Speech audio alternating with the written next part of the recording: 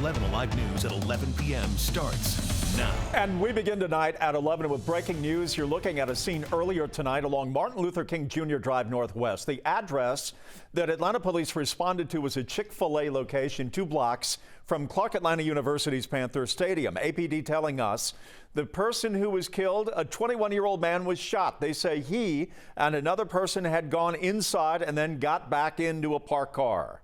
We know there was some type of relationship between the two. They arrived at the Chick-fil-A. They did go inside and patronize that location. Upon leaving, when the victim and the perpetrator were inside the vehicle, we know something took place where the suspect did shoot the victim in this case and then fled from the location on foot. The story is still developing tonight. Once we learn more, we will share it on air and online at 11alive.com. All right, let's head now to the view at Hartsfield-Jackson International tonight. All looking normal, but right now, 24 hours ago, it was a different story. We are working to learn more about a passenger on a Frontier Airlines flight who managed to bring 2 box cutters on board a plane. So here's what we know.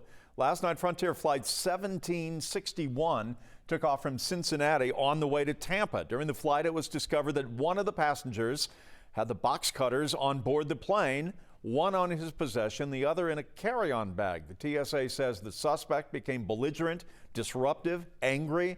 Tonight, we hear from Lillian Hoffman, who was on that flight. She describes what happened next after the suspect went into the restroom.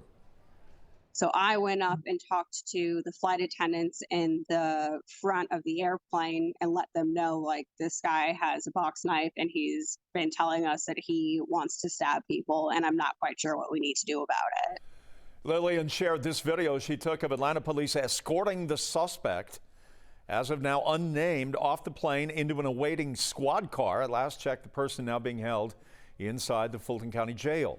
We spent time today at Hartsfield-Jackson talking with those heading to and from their flights. There was amazement from some people as to how a person with security as heightened as it is and has been can still find a way to bring the box knives onto the plane.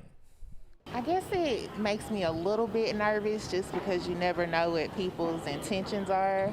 But I've also been on the other side of that where I accidentally had something in my purse just because I forgot about it. So I know stuff happens, but it makes me just a little bit uneasy. I know they take the most minuscule items off, so I don't know how a box cutter got through. It's kind of wild to me. But it's kind of scary, I guess, because it's holiday season and everything's pretty much ramping up. So should probably want to hop on that and have a little bit tighter security. 11 Alive on top of the story since we broke it for you this morning. You can stay up to date with the very latest developments by downloading our app right now. On to the weather. It is November 12th. Winter beckons like an old friend. So does meteorologist Nicole Hartford. And temperatures are certainly feeling a little more winter-like out there right now than, say, what they were earlier this past week. Right now, it is overcast. We kind of kept that gloomy feel throughout much of the day today, and we're looking out over downtown Atlanta where cloud cover is still very dense. Temperatures are also chilly. We're at 43 degrees currently in Atlanta, but we've got a wind out of the north-northwest at 17 miles per hour, a little breezy with our passing cold front. It's already making it feel like 35 degrees. Current temperatures definitely vary up towards the north and the northwest. We're much cooler down towards the southeast. We're still mild. A cold front has been working its way across the state slowly throughout the day today. That's why we're seeing such a gradient when it comes to our temperatures, but we're all going to be cold by the time we wake up tomorrow morning. We'll get down into the 20s and 30s with overnight low temperatures right around the freezing point. In Atlanta, I'm forecasting a low of 32 degrees. So if you have pets outdoors or if you have plants that you would like to keep alive, it may be a good idea to take those extra precautions, bring them indoors, or those plants, cover them up. Our live radar right now is still overcast, but it is dry. We'll bring in those cold temperatures near freezing for tomorrow morning as well as Monday. Then rain chances return by Tuesday. I will be timing that out coming up. Late tonight, NBC News called the Senate race in Nevada for the incumbent Catherine Cortez Masto, ensuring continued Democratic control of the chamber for the next 2 years. Meanwhile, the campaigns for Senator Warnock and Herschel Walker will resume their overtime push beginning tomorrow. Senator Warnock, the incumbent Democrat, is planning on making an appearance at the Lil Babies Fall Festival and charity drive at Morehouse College's Forbes Arena. As for his Republican challenger, Herschel Walker will be taking his bus tour to Peachtree City's Pascal Business Center on Huddleston Road. He plans to be joined tomorrow by Florida Senator Rick Scott. Soon after Tuesday's election, President Biden called out detractors and said the results marked a good day for democracy. However, the comments came with inflation still lingering at a record high level. We talk with our financial expert, Andrew Poulos, after the midterm, despite the results not marking a surge against the president. Mr. Poulos says many people still cast a vote while keeping a close eye on their pocketbook, and that could impact whether or not President Biden chooses to run for a second term in office.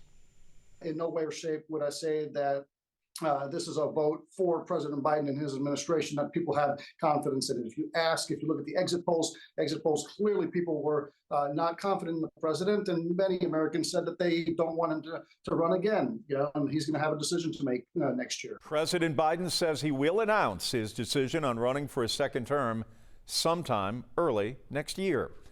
All new at 11, you may remember our story last month at a homeowners association meeting requiring those who live in a Gwinnett County community to cut down their trees, with the homeowners footing the bill. Now, some in another Gwinnett County neighborhood say their HOA is making the very same demand. 11 Alive's Dawn White in Lawrenceville with both sides of the story.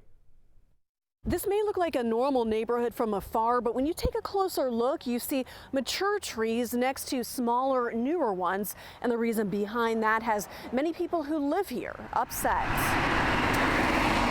Trees in the Webb Gin Farms neighborhood have stood tall for almost 2 decades. Oh, it's sad.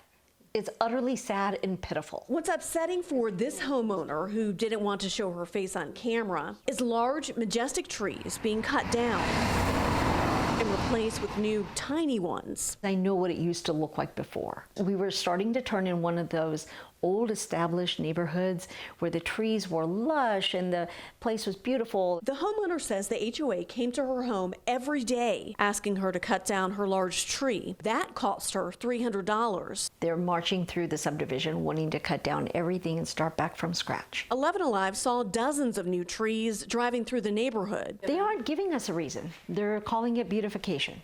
And they're tearing down everything that was originally planted in the name of beautification. The HOA president tells 11 Alive News they requested homeowners remove trees not properly cared for. And he says the HOA put in new trees free of charge. Now that tree has died and wasn't weather hardy, utterly fed up. And I feel like there's a lack of respect for people's capabilities. Some of the original trees remain, but neighbors see more and more of them coming down with a fresh start. Not all of them want.